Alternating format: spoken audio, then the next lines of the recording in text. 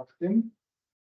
I'm presenting study cost effectiveness of erosion mitigation to meet water quality in Manawatu-Whanganui region, New Zealand.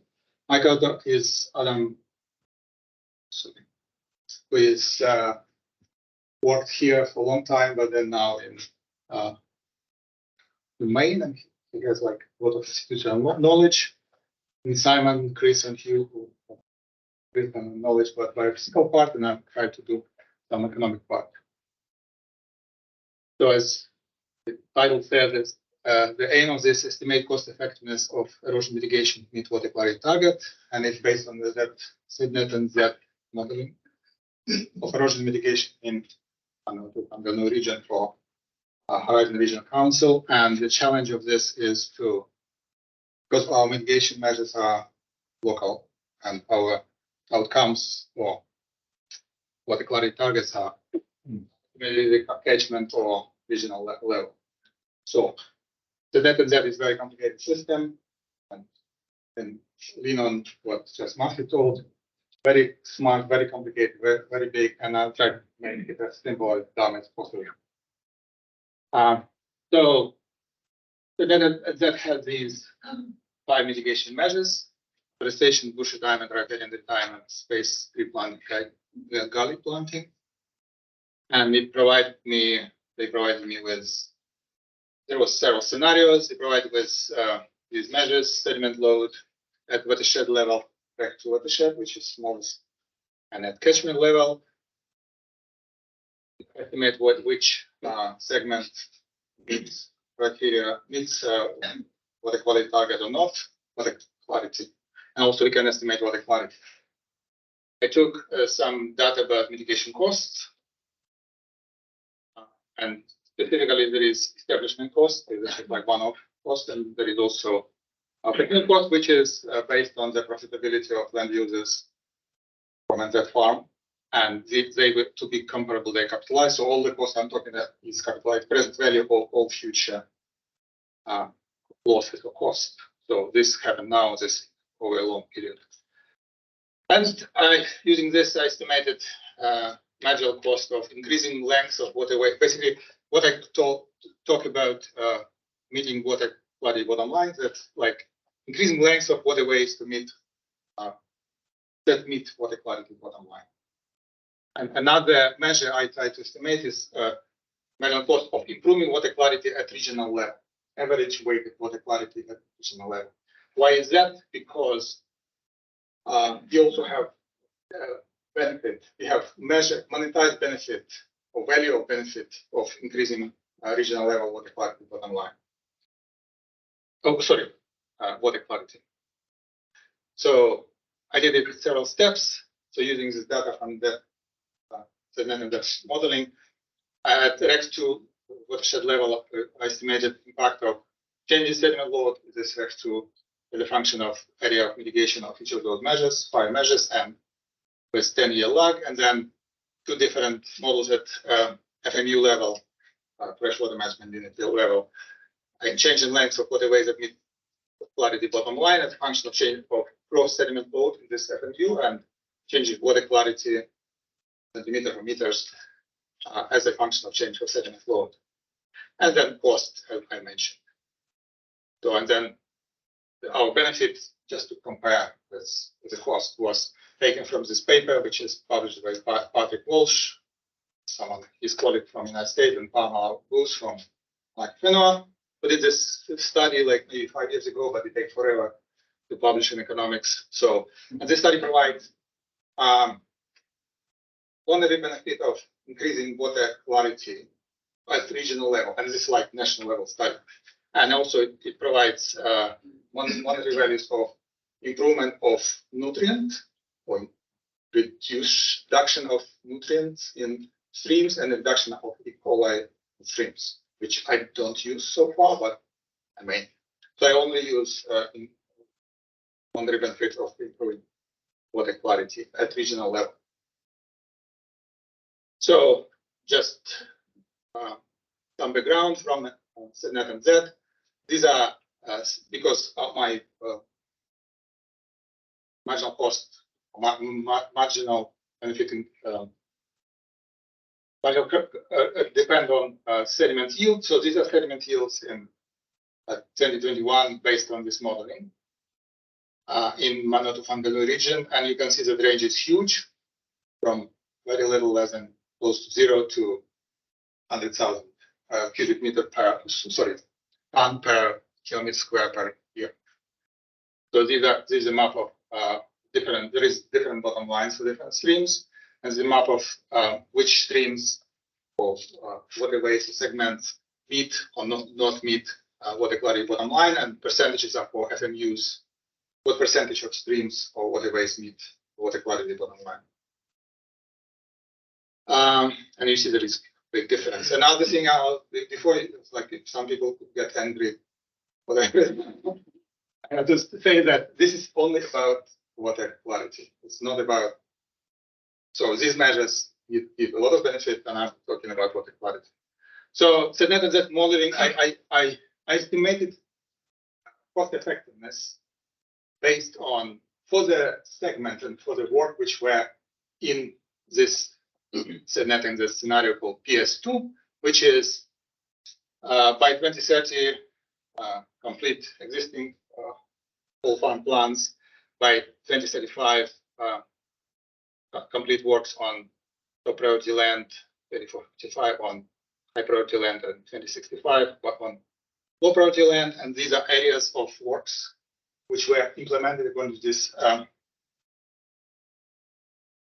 this modeling. And this is where these works located on the landscape by sediment yield. So you could say that riparian retirement were located mostly on very low sediment yield rectus watershed, and other were located, all over, and mostly about 1,000 tons per square kilometer per year. And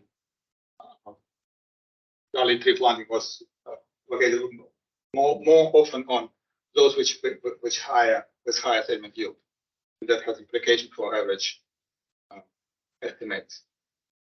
So these are maps which show marginal cost of achieving water quality targets, which is like how many dollars per meter of streams meeting water quality target for different mitigation measures, and they are plotted in those places where they were modeled according to this modeling PS2. So you see that the most cost-effective here would be garlic tree planting and spaced planting, and there are several aspects.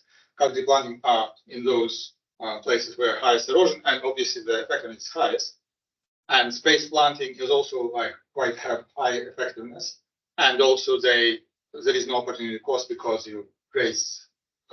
we have cost and you have opportunity cost. That's all in the cost. And then we have more or less same but a little bit lower afforestation and bush retirement.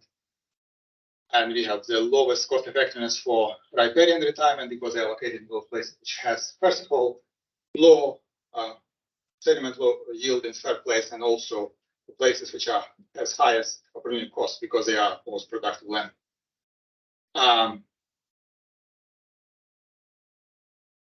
Okay, so these are maps, and then but suppose we want to target these works and don't want to separate different types of works. This is a map which is show marginal cost of achieving water quality target for, like if you would do average cost effectiveness for Rec 2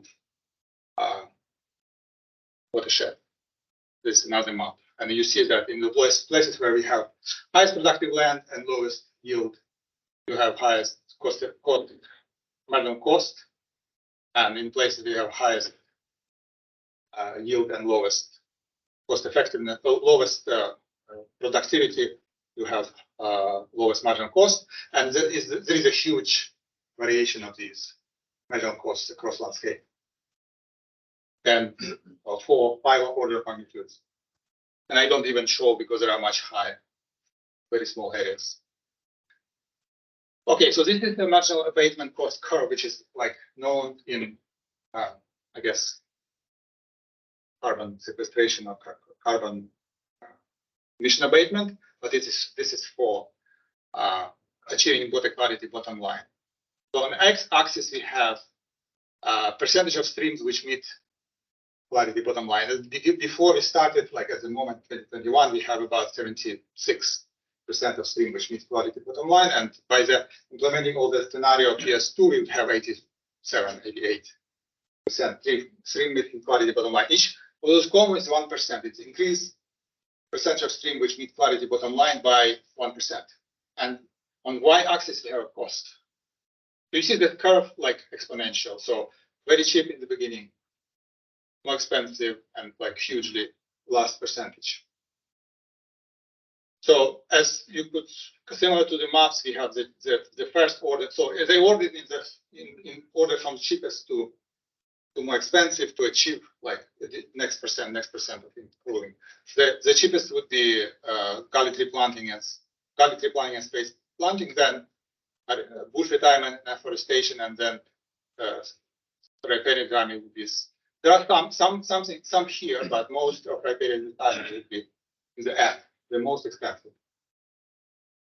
Okay, also important part that this is shown by type of mitigation, and this is by type of cost. So we have establishment costs, which are upfront costs, which are important, probably more important, and you have opportunity cost, which is I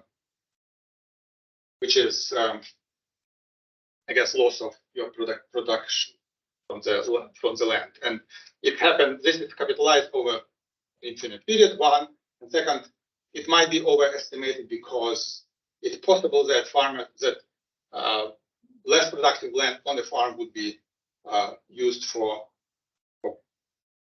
putting this like retirement, tree planting, gully tree planting, and so on. And there is no opportunity cost for the space planting and gully tree planting, because for gully tree planting there is no use, and for space tree planting they kept in production. Okay, and then next one, same graph, similar graph, but for improving water quality, average water quality for the region. Okay, I don't remember what is average water quality before it started, but it improved by 75 centimeters. And so each of those columns is 5 centimeters. So which 5 centimeters of improving water quality is the cost. Red line would be our kind of abatement curve, and black line would be willingness to pay or value of improving this water quality, average regional water quality from that Patrick Walsh's study, based on willingness to pay of household to improve water quality. Okay, and they intersect here, which means that optimal would be about 13 centimeters. But again, back to what I told, these things provide much more benefit than just improving water quality. Specifically, riparian retirement would have a lot of other benefits, not water quality, not sediment loss, but something else. Okay, and then here what I included, water quality, and here are other benefits which are not included. And there is nutrient reduction, I call it quality reduction, and I suspect that with riparian retirement would have a lot of benefit from this. There is carbon sequestration, where afforestation, when we have, I assume that it is exotics, and gully tree planting would be highest. And there is provision of biodiversity, aesthetics, timber production, shelter of livestock, that's space tree planting. And they are not included, and they need to be, but in this paper we will include them into sensitivity analysis, because we don't have as good data as for these benefits. So take home message: range of measurable cost of achieving water quality targets in improving water quality is huge, like several orders of magnitude. Marginal costs depend on from the lowest to highest importance from type of mitigation, which is establishment cost, from location-specific land productivity, location-specific sediment yields, which is biggest, and the most cost-effective for water quality here, gully tree planting and space planting, and least cost-effective riparian retirement and when making the decisions, using it for making decisions, must that thing need to be taken into account.